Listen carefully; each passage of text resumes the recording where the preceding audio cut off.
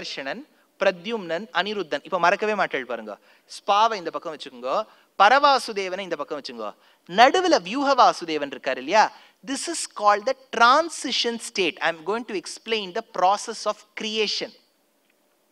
இப்ப நீங்க பாலை பார்த்திருப்பேள், அடுத்த நாள் அது நன்றா தோய்ந்து தெய்ராக மாறிவிடும், கட்டியா ஆயிடும் பார்த்திருக்கேள். இந்த பாதி ராத்திரிக்கு நீங்க போய் அதை பாருங்கோ, அப்போ அது பார்த்தேன்னா தயிராகவும் இருக்காது, பாலாகவும் இருக்காது, ஒரு டிரான்சிஷன் ஸ்டேட் இருக்கா, அதுதான் வியூக வாசுதேவன். பரவாசுதேவனுங்கிறவர் தான் பால். நீங்க உடனே அவர் பால்னா எந்த A2 பாலா A1 பாலா இதெல்லாம் கேட்காதீங்க. சும்மா ஒரு எக்ஸாம்பிளுக்காக சொல்றதெல்லாம் நம்ம வச்சுக்க முடியாது. எப்பவுமே சாஸ்திரத்துல புரியறதுக்காக சொல்ற உவமையெல்லாம் நம்ம ரொம்ப எக்ஸாஜரேட் பண்ணக்கூடாது. ஐயோ இந்த கொக்கு பால் வெள்ளை அப்படின்னு சொல்ற, நாளை காப்பி போடும்போது கொக்கையா எடுத்துன்னு வர முடியும் இல்லையா? அதனால இதெல்லாம் ஜாகிரதையா புரிஞ்சுக்கணும். பரவாசுதேவன் பால், சங்கர்ஷண பிரத்யும்ன அனிருத்தர்கள் தயிர், நடுவில் பாலும் இல்லை தயிரும் இல்லை தான் வியூக வாசுதேவன். அடுத்தா இப்ப இந்த வியூக வாசுதேவன் கிட்டேந்து சங்கர்ஷண பிரத்யும்ன அனிருத்தர்கள் வரா இல்லையா? சங்கர்ஷணன் என்ன பண்ணுவார் அப்படின்னா லயம், டிசல்யூஷன், டிஸ்ட்ரக்ஷன். டிஸ்ட்ரக்ஷனுங்கிற வார்த்தை அவ்வளவு நன்னா இல்லை, டிசல்யூஷன். எதெல்லாம் பிரளய காலத்துக்கு அவர்தான் காரணம், அவருக்கு சங்கர்ஷணன் பேர். அடுத்தது பிரத்யும்னன். பிரத்யும்னன் எதற்கு காரணம்? சிருஷ்டிக்கு காரணம். அனிருத்தன் எதற்கு காரணம்? பாலனத்துக்கு காரணம், ப்ரொடெக்ஷன். எடுத்த இப்போ ஒரு டவுட் வரும், சார் கிரியேஷன் ப்ரொடெக்ஷன் டிஸ்ட்ரக்ஷன் தானே சொல்லுவோம், நீங்க டிஸ்ட்ரக்ஷன் கிரியேஷன் ப்ரொடெக்ஷன் எதுக்கு சொல்லணும்? சங்கர்ஷண பிரத்யும்ன அனிருத்தர்கள்னு எதுக்கு சொல்றேன்? பிரத்யும்ன அனிருத்த சங்கர்ஷணர்கள்னு சொல்லக்கூடாதான்னு கேட்டா சாஸ்திரம் இல்லைன்னு கொடுத்தோம். ஏன்னு கேளுங்க. இப்போ நான் ஒரு வீடு வச்சிருக்கேன், ஐ ஹாவ் அ ஹவுஸ். நீங்க வந்திருக்கேள், இன்னைக்கு என் வீடை நான் நல்லா மெயின்டைன் பண்ணியிருக்கேன். நீங்க புதுவாள் அந்த ஏரியாவுக்கு, நான் மாத்துக்கு வந்திருக்கேள், நான் இந்த வீடை நல்லா மெயின்டைன் பண்றேன், பெயிண்ட் அடிச்சது அடிச்சபடியே இருக்கு, எல்லாம் இருக்கு. நீங்க உள்ள வந்த உடனே என்ன நினைப்பேள்? அவரும் நம்மள மாதிரி புதுசா இன்னைக்கு வந்திருக்காருன்னு நினைப்பேள். தேர் ஆர் சான்சஸ், ஏன்னா நான் வச்சிருக்கிற விதத்தை பார்த்தா அவ்வளோ நல்லா இருக்கு. ஆனா I know that you will assume this wrongly. எனக்கு தெரியும் நீங்க நானும் புதுவாள்னு நினைச்சுப்பேள். அப்ப நான் அதை என் வாக் சாமர்த்தியத்துல நிரூபிக்கணும், நான் ஏற்கனவே இங்க இருந்திருக்கேன்னு. எப்படி சொல்லுவேன் தெரியுமோ? வாங்கோ வாங்கோ உள்ள வாங்கோ உட்காந்துக்குங்க, எப்படி இருக்கா ஆத்துல எல்லாரும் எப்படி இருக்கா? ஐயோ நேத்து தான் தோசையை ஷார்ட் விட்டு அந்த கல்லை தேக்க போட்டிருக்கேன், போய் தேய்ச்சுட்டு வரணும். இப்போ இதுலேருந்து என்ன தெரியுது? நான் இந்த ஏரியாவுக்கு புது ஆள் இல்லைன்னு தெரியுது. ஏன்னா நேற்று தான் நான் தோசை வாத்து சாப்பிட்ருக்கேன்னா மாவு அரைச்சு எனக்கு எங்கே அரிசி கிடைக்கிறது, கிரைண்டர் இருக்கு, லைட் இருக்கு, எல்லாம் இருக்குன்னு தெரியும். To prove to the other person that I am not new to this area, I am telling him that I have done certain activities yesterday. அப்படின்னா நான் நேற்று இருந்தேன், நீ என்னை தப்பா நினைச்சுக்காத, இன்னைக்கு தான் வந்திருக்கேன்னு. இப்போ கிரியேஷன் ப்ரொடெக்ஷன் டிஸ்ட்ரக்ஷன் சொல்லிட்டா என்ன ஆகும்? we may become akin to the philosophy of the West. இப்போ ஆக்சிடென்டல் ரிலிஜன்ஸ்னு சொல்லக்கூடிய கிறிஸ்டியானிட்டி, ஜுதாயிசம், இஸ்லாம், இந்த மதங்களுக்கெல்லாம் காமனா இருக்கக்கூடிய ஒரு டெனட் என்னன்னா, they believe that there is linearity. ஜாகிரதையா புரிஞ்சுக்கோ. பிறந்தோம், வாழ்கின்றோம், மரணம் அடைவோம், மறுபிறப்பில் அவர்களுக்கு நம்பிக்கை கிடையாது. they don't believe that the life process is cyclic, they believe it is linear. புரியுதா? அதனால தான் அவர்களுக்கு உடலை சம்ரட்சிக்க வேண்டிய பொறுப்பு இருக்கு. ஏன்னா டே ஆஃப் ஜட்ஜ்மெண்ட் போது அதுல ஒரு சக்தியை புகுத்தி ஹெவன் ஹெல்லுக்கு அனுப்புவதாக அவர்களுடைய நம்பிக்கை. இப்ப அதை கிரிட்டிசைஸோ கிரிட்டிக் பண்றதுக்கோ நான் வரல, விஷயத்தை சொல்றேன். நமக்கு அப்படி இல்லை. இந்த உடலை வச்சு இப்படி ஒரு இந்த ஜீவாத்மா ஒரு சரீரமா போயிட்டு இருக்கு. ஒரு சரீரத்துக்கும் நம்ம 6 அடி பை 2 அடி கேட்டுட்டே இருந்தோம்னு வச்சுக்கோங்க பாரத தேசத்துல, அது கஷ்டமா போயிடும். அதனால எரிச்சு தள்ளுறோம். ஏன்னா இது ஒரு சரீரமா மாறிண்டே இருக்கே. we believe it is cyclic. பெருமாளுடைய சிருஷ்டியும் அப்படிதான், சம்ஹாரமாகி சிருஷ்டியாகி பாலனமாகி மறுபடியும் அந்த சம்ஹாரம் நடக்கும். இப்ப அது எப்படி ப்ரூவ் பண்ணுவார் பெருமாள்?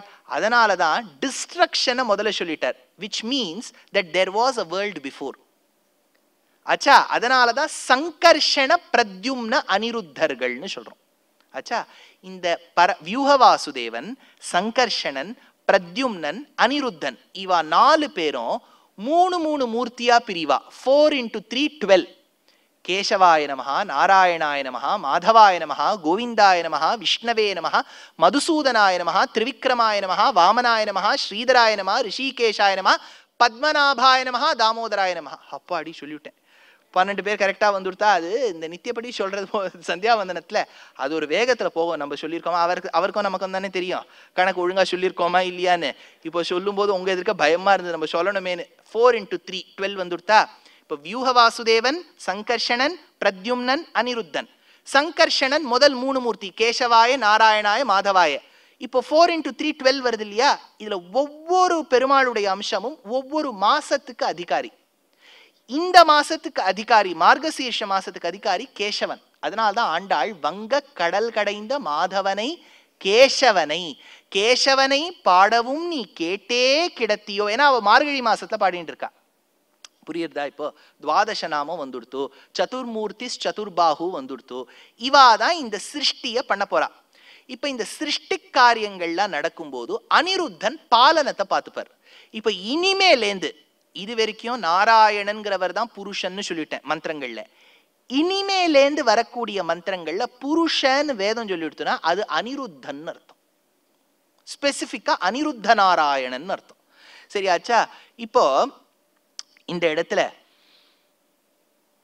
இப்போ இத எடுக்கிறார் ஆச்சாரியன்.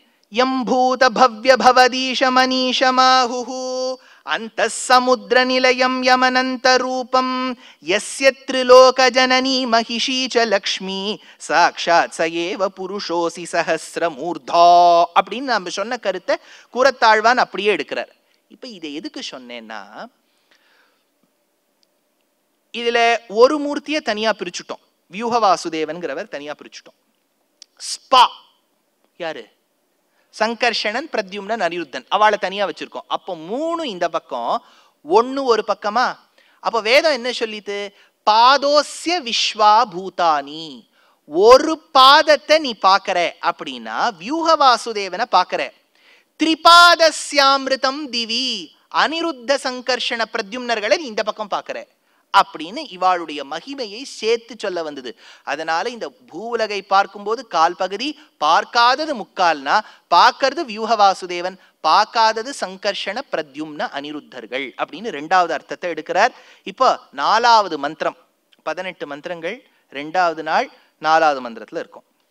திரிபாதூர்த உதைத் புருஷா பாதோஸ்யேஹா பவாத் புனஹ ததோ விஸ்வங் வியக்ராமத் சாஷன்னான்னஷன்னே அபி. கரெக்டா இந்த மந்திரம்? இப்ப பார்க்கலாம். இப்போ திரிபாதூர்த்வ உதைத் புருஷா, இந்த புருஷன், புருஷன்னா யாரு? அனிருத்தனா. பாயிண்ட் எப்படி கிரியேட் பாருங்க. இந்த இடத்திலேருந்து அனிருத்தன். இப்போ ஏன் இதை முக்கியமா சொல்றேன், ஏன்னா இப்போ 7வது மந்திரத்திலேருந்து புருஷன்கிறவர் பிரம்மா ஆயிடுவர். இப்போ புருஷம் பிரௌக்ஷன்னு புருஷம் ஜாதமக்ரதா, அந்த இடத்துல பிரம்மா. இதே புருஷனுக்கு முதல்ல நாராயணன், நடுவில் அனிருத்தன், பின்னாடி பிரம்மா. அது எப்படி அந்த இடம் வரும்போது நான் சொல்றேன். முதல்ல இப்ப பாருங்க, திரிவிக்ரமன்கிறது வேதம். திரிபாத் ஊர்த்வ உதைத் புருஷா. திரிவிக்ரமன்னா முவ்வுலகங்களையும் அளந்தவன். இந்த திரிவிக்ரமனுக்கும் வேதத்துக்கும் ரொம்ப சம்பந்தம். என்னன்னா, பொதுவா வேத கர்மாக்கள், இப்போ ஹோமாதிகள் பண்ணும்போது நடுவில் இப்ப நான் தான் வாத்தியார் சுவாமி, எனக்கு ஒரு போன் வந்துடுதுன்னு வச்சுங்க, ரிங் டோன் அடிக்கிறது, நான் உடனே காதல ஹலோ அப்படிங்கிறேன். அப்ப என்ன ஆயிடுறது, வேதம் சொல்ல வேண்டிய இடத்துல நடுவில் ஒரு கேப் வந்துடுறதா. அப்போ வேதம் அதுக்கு பிராயஷ்சித்தம் ஒன்று சொல்றது. இப்ப நடுவில் இப்போ போன் எடுக்க கூடாது பாவம். இப்ப நம்ம எப்பவுமே ரூல்ஸ் மற்றவாளுக்கு தான் போடுவோம். How dare he take the phone. இதே நம்ம அந்த கர்மால உட்கார்ந்து இருப்போம், நம்ம போன் பேசலாம். போன் பேசப்படாதுன்னா பண்ணி வைக்கிறவரும் பேசக்கூடாது, பண்றவரும் பேசப்படாது, ரெண்டும் இருக்கு இல்லையா. இப்ப பிராயஷ்சித்தம் வேதம் ஒண்ணு சொல்றது. ஒருவேளை வேத மந்திரம் சொல்லும் போது அந்த கர்மா பண்ணும்போது நடுவில் கொஞ்சம் ஏதாவது ஒரு செபாட்டிக்கலோ ஒரு இன்டர்வெல்லோ வந்துடுத்துனா, திரும்பி துவங்குவதற்கு பூர்வம் திரிவிக்ரமனுடைய மந்திரம் சொல்லிட்டு தான் ஆரம்பிக்கணும்னு வேதத்துல பரிகாரம். அதனால தான் இப்போ உபன்யாசம் இப்போ நடுவில் எப்பவுமே என்ன ஆகும்னா, நிறைய சபாக்கள்ல சார் லாஸ்ட் டே நீங்க முடிக்கிறதுக்கு ஒரு 15 நிமிஷத்துக்கு முன்னாடி எங்க கிட்ட மைக்க கொடுத்துருங்க, உங்களுக்கு நான் நன்றி உரை சொல்லுவோம்பா. எனக்கு அது ஜென்ரலி அவ்வளவா பிடிக்காது. ஏன்னா ஒரு ஃப்ளோல இருக்கும்போது டப்புன்னு நிறுத்திவிட்டு அப்புறம் எங்க விட்டோன்னு தெரியாது. உபன்யாசத்துல அது உபன்யாசகர் ஜாகிரதையா இருக்கணும். இப்ப பாடுறவாள்ல என்ன பண்ணிடுவாருன்னா, நடுவில் தண்ணி எடுத்து சாப்பிட்டு மிருதங்க காரால பாப்பா, வயலின் காரால பாப்பா, இப்ப நாங்கள்லாம் பேசிகிட்டே இருக்கணும். நடுவில் நான் தீர்த்தம்லாம் எடுத்து சாப்பிட்டேன்னு வச்சுக்கோங்க, சொல்ற ஃப்ளோ போயிடும். அப்படி ஒருவேளை சில பேர்லாம் no sir we insist you have to give the mic to us. சரி இன்சிஸ்ட் பண்றாளேன்னு மைக்கை கொடுத்துருவோம். இப்ப திருப்பி கண்டினியூ பண்ணணும் இல்லையா? அப்ப என்ன பண்ணணும்னா, ஓங்கி உலகளந்த உத்தமன் பேர் பாடிங்கிற பாசுரத்தை சொல்லிட்டு தான் ஆரம்பிக்கணும். ஏன்னா அது திரிவிக்ரமனுடைய தமிழ் பாசுரம். திருவிக்கிரமனுக்கு அவ்வளவு பெருமை இருக்கு. சரி, இப்ப இந்த திருவிக்கிரமனுடைய பெருமையை ஒரு 2 விஷயத்துல சொல்றேன். சீர்காழிங்கிற க்ஷேத்திரம் ரொம்ப உயர்ந்த சிவக்ஷேத்திரம். தோணிபுரம்னு பேர். அங்குதான் தேவாரத்தின் முதல் பாடலே ஏற்பட்டது. தோடுடைய செவியன் விடையேறியோர் துவெண் மதிசூடி காடுடைய சுடலைப்பொடி பூசியன் உள்ளங்கவர்கள்வன் ஏழுடைய மலரான் முனைநாள் பணிந்தேத்த அருள் செய்த வீடுடைய விவரமாபுரம் மேவிய பெம்மான் இவனன்னே. இது பெரிய புராணத்துல ஒரு பாடல்லையே அது ஊருக்கு என்னெல்லாம் பேருங்கிறத சொல்றார். இப்ப அந்த ஊருக்கு வருவோம். அந்த ஊர்ல சிவபாத ஹிருதயருக்கும் பகவதி அம்மையாருக்கும் ஒரு அழகான ஒரு குழந்தை பிறந்தது. ஸ்கந்தனுடைய உருவமோன்னு சொல்லக்கூடிய அளவுக்கு அவ்வளவு அழகு. ஸ்கந்தன்னாலே அழகன்னு அர்த்தம். முருகன்னா அழகன். அவ்வளவு அழகா ஒரு குழந்தை பிறந்தது. இந்த குழந்தைக்கு சம்பந்தன் அப்படின்னு பேர் வச்சா. இந்த குழந்தையை அழைத்து கொண்டு இந்த குழந்தையுடைய பெருமையை சொல்றார். சிவனடியே சிந்திக்கும் திருப்பெருகு சிவஞானம் பவமதனை அறமாற்றும் பாங்கினில் ஓங்கிய ஞானம் உவமையிலா கலைஞானம் உணர்வு அரிய மெய்ஞானம் தவமுதல்வர் சம்பந்தர் தாம் உணர்ந்தார் அந்நிலையில் அப்படின்னு பெரிய புராணத்துல இருக்கு. இந்த சம்பந்தரானவர் திருத்தந்தையாரோடு அங்க சிவக்ஷேத்திரத்துக்கு போயிருக்கார். அங்க குளத்தாங்கரையில அவர் அவபிருத ஸ்நானம் பண்ணிட்டு உள்ள முக்கிட்டார். இந்த குழந்தை அப்பா கத்தித்து. அப்பா அவர் ஜலத்துக்குள்ள இருக்கார். அதனால கேட்கவே இல்லை. அப்பா தொலைஞ்சு போயிட்டாரோன்னு அப்பா அம்மா அப்படின்னு கத்தித்து. அப்போ ஜெகதப் பிதரவு வந்தே பார்வதி பரமேஸ்வரவுன்னு அம்பாளும் சிவபெருமானும் ரிஷப வாகனத்துல வந்தாளாம். அப்ப அவருக்கு ஞானப்பாலை ஊட்டினதாக சரித்திரம். அதை ஆதிசங்கரரும் சௌந்தர்ய லஹரியில திரமிட சிசு அப்படிங்கிற வார்த்தையால குறிக்கிறதா பெரியவாள்லாம் சொல்லுவா. சரி, இந்த குழந்தைக்கு ஞானம் வந்துடுத்து. இப்போ அப்பா வெளியில வந்து பார்த்தார். இது வாயில ஓரமா ஒரு டிராப் இருக்கு. Where did you have this Aavin milk? This is not Aavin milk daddy, this is knowledge milk. யார் உனக்கு கொடுத்தா? எந்த மாமி கொடுத்துட்டு போனா? அப்பதான் அது சொல்றது. தோடுடைய செவியன் ஒருத்தர் வந்தார், தோடு தரிச்சுட்டு இருந்தார், பக்கத்துல உமையாள் இருந்தா, இதெல்லாம் சொல்லிட்டு.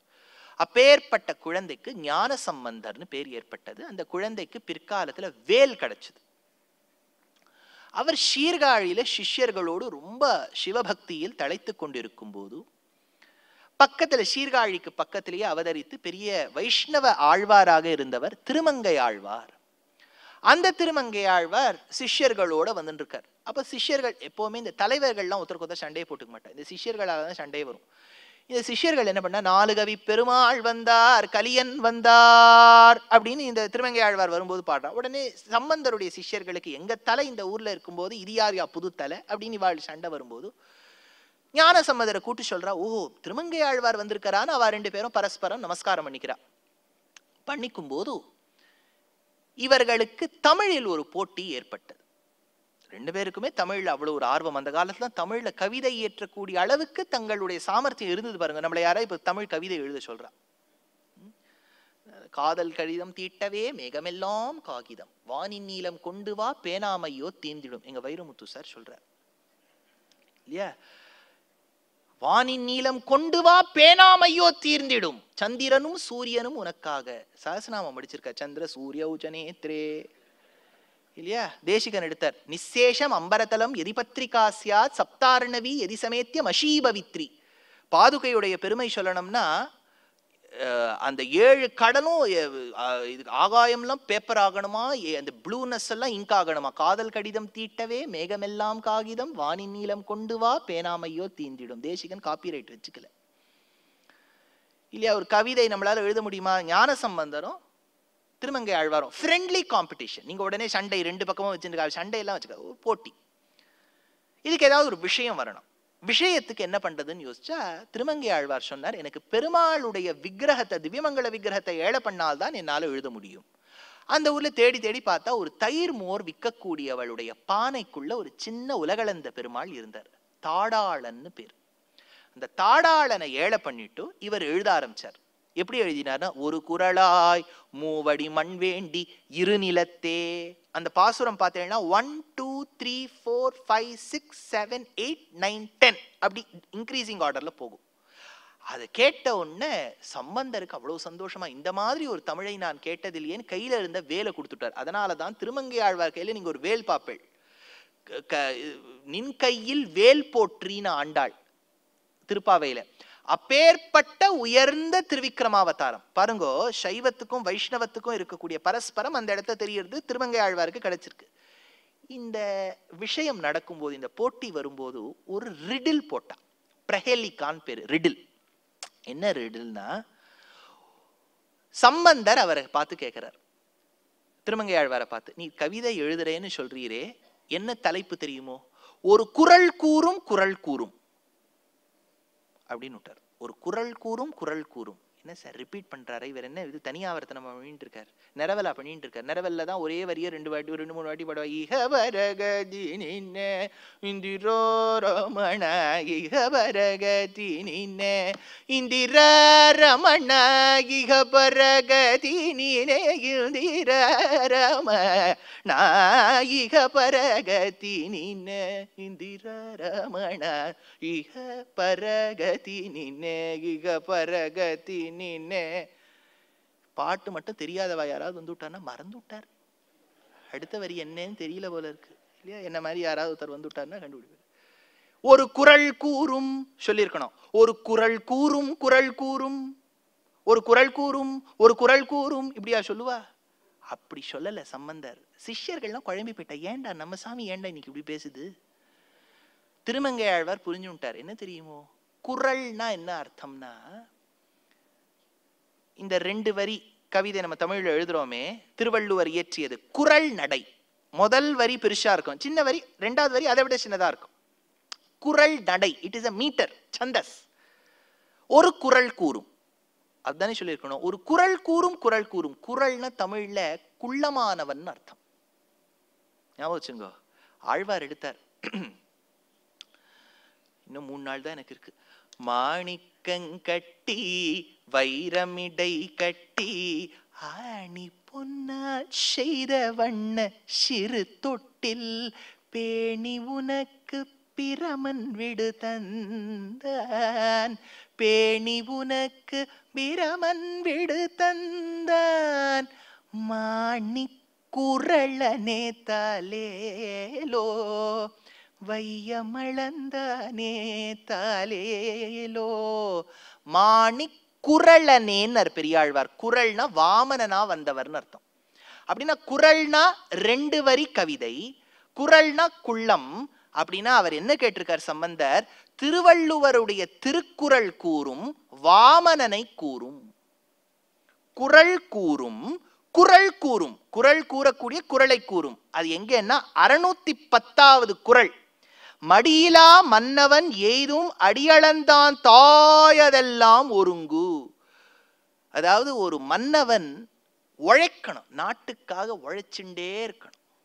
அவர் எப்ப ரெஸ்ட் எடுக்கிறாருன்னே தெரியக்கூடாது, உழைச்சுட்டே இருக்கணும். சார் லீவே எடுத்துக்க மாட்டாரா சார்? அப்படிதான் ஒரு மன்னவன் இருந்தால் நாடு முன்னேறும். 10 நாள் வேலை பார்த்துட்டு 20 நாள் நான் வெளி தேசத்துக்கு போயிடுறேன்னு விட்டா முடியாது. அவர் உழைச்சுட்டே இருக்கணும். மடியிலா மன்னவன் எய்தும், எப்படி அவன் உழைக்கணும்னா அடியளந்தான் தாயதெல்லாம். அப்படிலாம் உழைச்சால்தான் உலகை அளந்த திருவிக்கிரமன் எதெல்லாம் சாதிச்சானோ அவனால சாதிக்க முடியும் அப்படிங்கிறார் திருவள்ளுவர். திருவள்ளுவர் ஹிந்துவா? திருவிக்கிரமனை சொல்றவர் ஜெயினரா இருப்பார் இல்லையா? அவர் 610வது குறள்ல திருவிக்கிரமனை சொல்றார். அதனால்தான் சம்பந்தர் குறள் கூறும் குறள் கூறும்னர். அந்த பெருமாள் திரிபாத் ஊர்த்வ உதை புருஷா, 4வது மந்திரம். அப்பேற்பட்ட திருவிக்கிரமன் அளந்தானே. தேசிகன் எடுத்தார், விக்ராந்தியே கேது பட்டிகா பதவாகினீதே ஞஞ்சந்த்யுபைதி நதஜீவித சிம்சுமாரம் ஔத்தானபாதித அமிர்தாம்சுமீத பானும் ஹேமாச்சலம் பசுபதிம் ஹிமவந்தம் உர்வீம். பெருமாள் அந்த திருவிக்கிரமனா உலகை அளக்க செய்தே அவருடைய சிலம்புல என்னாச்சு, பிரம்மா உட்கார்ந்து சத்தியலோகத்துல இருக்கார், அது தியானம் பண்ணிட்டு இருக்கார். 4 தலை 4 சிரசாலையும் 4 வேதத்தையும் ஜபித்து கொண்டிருக்கும் போது சரஸ்வதி தேவி வீணை, அங்க பேக்ரவுண்ட் மியூசிக், இந்த லிப்ட்ல எல்லாம் போனா ஒரு பேக்ரவுண்ட் மியூசிக் போயிட்டே இருக்கும் பாருங்க. இல்ல சரஸ்வதி தேவி எப்பவுமே நல்ல அட்மாஸ்பியர், குட் வைப்ஸ் இருக்கணுங்கிறதுக்காக வீணை வாசிச்சுட்டே இருப்போம். நிறுத்திட்டா. என்ன யாரும் நம்ம பாத்துக்கிட்ட வரா மாதிரி இருக்கு, எட்டி பாருங்களேன்னா. இவர் இந்த கிரில்ஸ் எல்லாம் பிடிச்சு எட்டி பாக்குற மாதிரி தாமரையின் இதழை பிடிச்சு எட்டி பார்த்தா யாருடைய ரிவர்ஸ் திருவடி தெரியுது. ஐயோ திருவடி நம்மாத்த நோக்கி வந்துருக்கு, be careful, something is going to happen. உடனே அவர் தூர்பின் பைனாகுலர்ஸை வச்சு பார்க்குறாரு, யார் திருவடின்னு. ஜூம் பண்ணி பார்த்தா அந்த திருவடியில சங்க சக்கர ரேகைகள் தெரியுறதான். பெருமாள் வந்துட்டு இருக்கார். உடனே சரஸ்வதி மாமனார் வந்துட்டு இருக்காரா அப்படின்னு சொல்லிட்டு தலைப்பெல்லாம் போட்டுண்டு இதெல்லாம் வச்சுட்டு அந்த இது திருக்காவேரி எல்லாம் எடுத்து வச்சுக்கிறா. பெருமாள் வரார், மாமனாருங்கிறாளே. ஏன்னா பிரம்மா, நாராயணாத் பிரம்மா ஜாயதே, நாராயணன் பிள்ளை பிரம்மா, பிரம்மாவுக்கு பத்னி சரஸ்வதி, அப்படின்னா மாமனார் போறதானே. இது நீங்க சொல்றேள். தீக்ஷிதர் வாழ் எடுக்கிறார். கலாவதிங்கிற ராகத்துல சரஸ்வதியை பாடும்போது காஷ்மீர தாய பாடுறார் தீக்ஷிதர். கலாவதி கமலாசன யுவதி கல்யாணம் கலயது சரஸ்வதி ஷரஜோத்ஸ்னா சுத்தாம் சசிவதனாம் காஷ்மீர விஹாராம் பரா சரதாம் பராங்குஷதர வரதா பயபாஷ பூஸ்தகர சுரார்ச்சித பதாம்புஜ சோபன ஸ்வேத பங்கஜாசன சுரசன புராரி குருகுஹ ஹிருதய ரஞ்சனி முராரி ஸ்னுஷா நிரஞ்சனி. முராரி ஸ்னுஷானா பெருமாளுக்கு மாட்டு பொண்ணுன்னு அர்த்தம், ஸ்னுஷா. அதனால அவ என்ன பண்ணாலாம், திருமஞ்சனம் பண்ணுங்கன்னாலாம். கங்கா ஜலத்தால திருமஞ்சனம் பண்றார் பிரம்மா பெருமாள் திருவடிக்கு. அந்த ஜலம் அப்படியே கங்கா ஜலம் வருது. பெருமாள் காலில் ஒரு சிலம்பு, சிலம்புல பட்டு ஒரு பாகம் தெரிச்சு ஒரு மலையில விழுந்தது. அந்த மலை விஷபாத்ரி, அதுதான் அழகர் கோவில். அதனால அந்த சிலம்பாறுன்னு பேர், அதுக்கு நூபுர கங்கைன்னு பேர். அப்பேற்பட்ட பெருமாளை சொல்லிவிட்டு சாஷன்னா நஷன்னே அபி. அஷன அப்படின்னா இந்த இடத்துல சாப்பாடுன்னு அர்த்தம். எது சாப்பாடை நம்பி இருக்கோ, எது சாப்பிடுமோ அதுக்கு சாஷன. அப்படின்னா எதெல்லாம் நம்ம சுத்தி இருக்கக்கூடிய மிருகங்கள், நம்மளும் மிருகம் தான், நம்ம சாப்பிட்றோமோ சாஷன. எது சாப்பிடலையோ இது சாப்பிடாது, அனஷன. சாஷன அனஷன சாஷனானஷனே அபி. இந்த உலகத்தை அளந்த பெருமாள் இது அத்தனை ஜீவராசிகளுக்கும் சாப்பாடு கொடுக்கின்றாரே. அப்பேற்பட்ட பெருமாளை சொல்லிவிட்டு 5வது மந்திரம், அந்த மந்திரத்தை சொல்லி ஒரு 2 நிமிஷத்துல பூர்த்தி பண்ணிடுவேன், பாக்கிய நாளைக்கு சொல்லுவேன். தஸ்மாத் விராட ஜாயத. விராஜோ அதிபூருஷா. ரொம்ப முக்கியம் இந்த சிருஷ்டி கிரமம், நீங்க கேட்டுட்டு போறது 2 நிமிஷம். சஜாதோ அத்தியரிச்சத பஷாத் பூமிம் அதோ புரஹா அப்படின்னு வருது இந்த மந்திரம். இப்போ சிருஷ்டி கிரமத்தை சொல்லிட்டு இந்த மந்திரத்துக்கான அர்த்தத்தை நாளைக்கு சொல்ல. சிருஷ்டி கிரமம் என்னன்னு பார்க்கலாம். பிரகிருதி அப்படின்னு ஒண்ணு இருக்கும். பிரகிருதியிலேந்து மருவி வரக்கூடியது மகத்து. இந்த ஆர்டரை ஞாபகம் வச்சுக்கோங்கோ, ரெக்கார்ட் பண்ணிக்குங்கோ, எழுதிக்குங்கோ, மூளைக்குள்ள கூறத்தாழ்வான் மாதிரி வச்சுருங்கோ. ஏன்னா திரும்பி திரும்பி நாளைக்கு நான் சொல்லும் போது அப்போதைக்கு அப்பொழுது ஆறாவதே அன்னைக்கு புதுசா கேட்கற மாதிரியே கேட்கக்கூடாது. அதனால பிரகிருதியிலேருந்து மகத்து வந்துடும். மகத்து மருவி அகங்காரம் ஆகும். அகங்காரம்னா என்ன? கர்வம் சார், ரொம்ப அகங்காரம் பிடிச்சவர், அது இல்லை. அகங்காரம்னா அகம் அப்படிங்கிற எண்ணம் இருக்கணும். நம்ம லௌகீகத்துல பயன்படுத்தக்கூடிய ஈகோ கிடையாது. அகங்காரம்னா ஐ அப்படிங்கிற அந்த ஐனஸ். ஐனஸ்னா புரியுறதோ, ஒயிட்னஸ், பிளாக்னஸ், டார்க்னஸ் சொல்ற மாதிரி ஐ சிங்கிள் கோட்ல போட்டுட்டு நெஸ் போட்டுக்குங்க, ஐனஸ். அதுக்கு அகங்காரம்னு பேர். அதனால பிரகிருதி, பிரகிருதியிலேந்து மருவி மகத்து, மகத்துலேந்து மருவி அகங்காரமா. இப்ப இந்த அகங்காரத்தை பெருமாள் என்ன பண்ணுவார், டபா, அது ஒரு ஈக்குவலிபிரியம்ல இருக்கும். அப்படி அப்படி டபால்னு அடிப்பார். நீங்க இந்த இதுல எல்லாம் நிறைய இந்த யூஎஸ்ல எல்லாம் இருக்கு, இப்ப இந்தியாலையும் வந்துடுத்து. பாலிங்னு ஒரு கேம். குச்சி குச்சி குச்சியா நிறைய பால்ஸ் பாட்டில் நிக்க வச்சுட்டு கையில ஒரு பால் கொடுத்துருவா, இப்படி உருட்டி விடணும். அந்த பால் நீங்க எப்படி உருட்டி விடணும் தெரியுமா? நேரா உருட்டி விடக்கூடாது. அது அந்த பவுன்ஸ் ஆற விதமே எப்படி இருக்கணும்னா, அது அப்படியே சுத்தி போய் டக டக டக டகன்னு எல்லா பாட்டிலையும் தள்ளி விடணும். அதுதான் போலிங். இப்ப பெருமாள் என்ன பண்ணுவார், இந்த அகங்காரத்தை ஒரு ஈக்குவலிபிரியமா டப் அப்படின்னு ஒரு தட்டுவார். அப்போ அது 3 குணத்தோடையும் கலக்கும். சத்வ, ரஜோ, தமோ குணங்களோட இந்த அகங்காரம் கலக்கும். அப்ப என்ன ஆகும், சத்வகுணம் பிளஸ் அகங்காரம் சாத்வீக அகங்காரம்னு பேர். ரஜோகுணத்தோட அகங்காரம் கலந்தா ராஜச அகங்காரம்னு பேர். அடுத்தது தமோ குணத்தோட அகங்காரம் கலந்துடுத்துனா தாமச அகங்காரம்னு பேர். இப்ப இந்த தாமச அகங்காரம் இருக்கு இல்லையா, 3ஆவதா சொல்லியிருக்கேனே, அதுதான் முதல்ல பஞ்சபூதங்களை சிருஷ்டிக்கும். இப்ப நீங்க தைத்திரியத்துல ஒண்ணு சொல்வேள், ஆகாஷாத் வாயுஹு வாயோர் அக்னிஹி அக்னேர் ஆபஹ அத்யஃப் பிருத்திவி. 5 பூதங்கள் வந்துட்டா ஆகாசம்ங்கிற முதல் விஷயம் வந்ததா? ஆகாசத்துக்கு என்ன தன்மை? பஞ்சபூதங்கள்ல முதல் ஆகாசம். இது ரொம்ப முக்கியம், ஞாபகம் வச்சுங்க.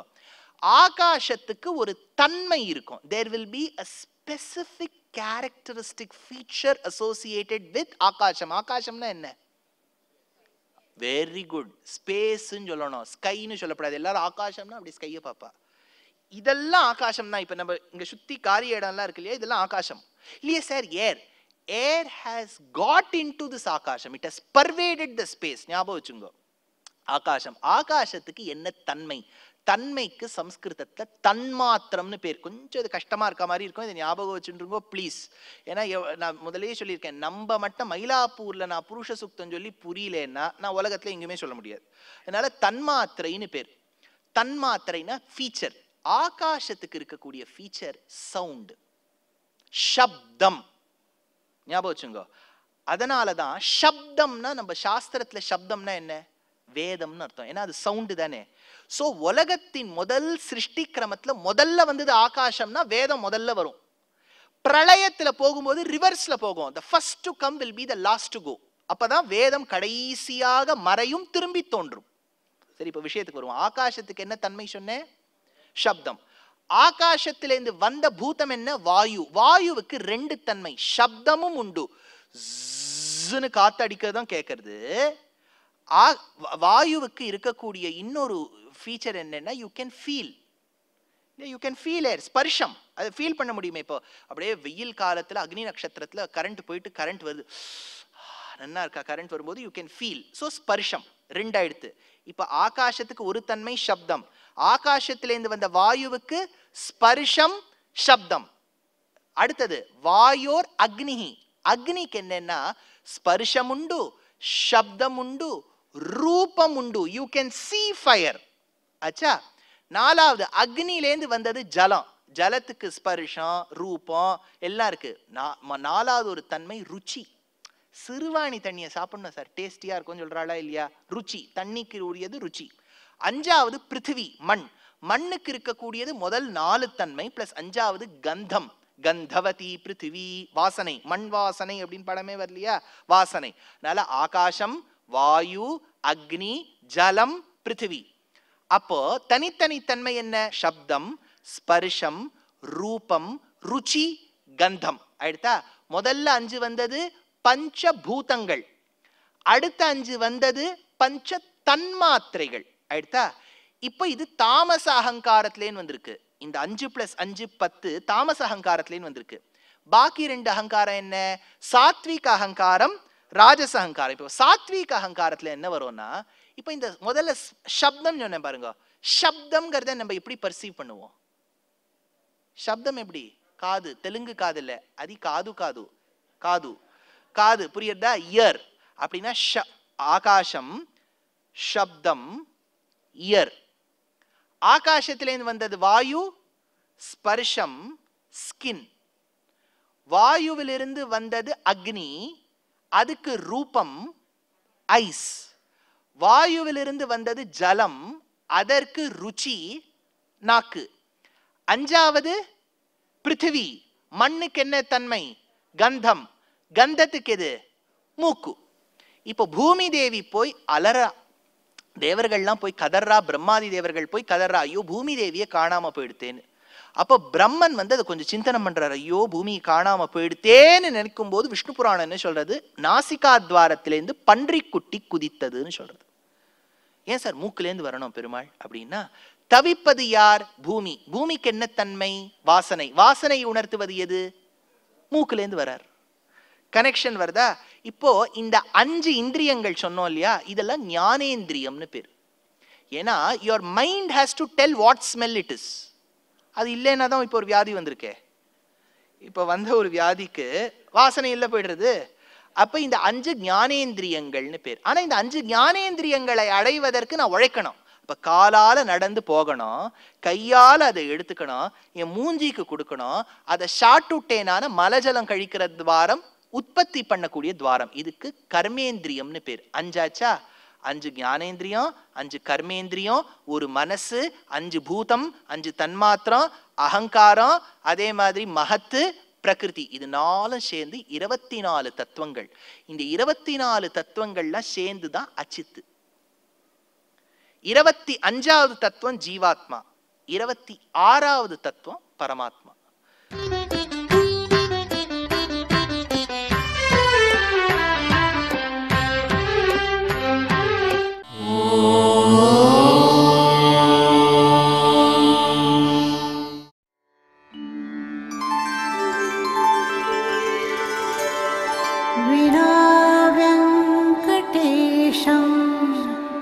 ननाथो ननाथः सदा वेङ्कटेशं स्मरामि स्मरामि।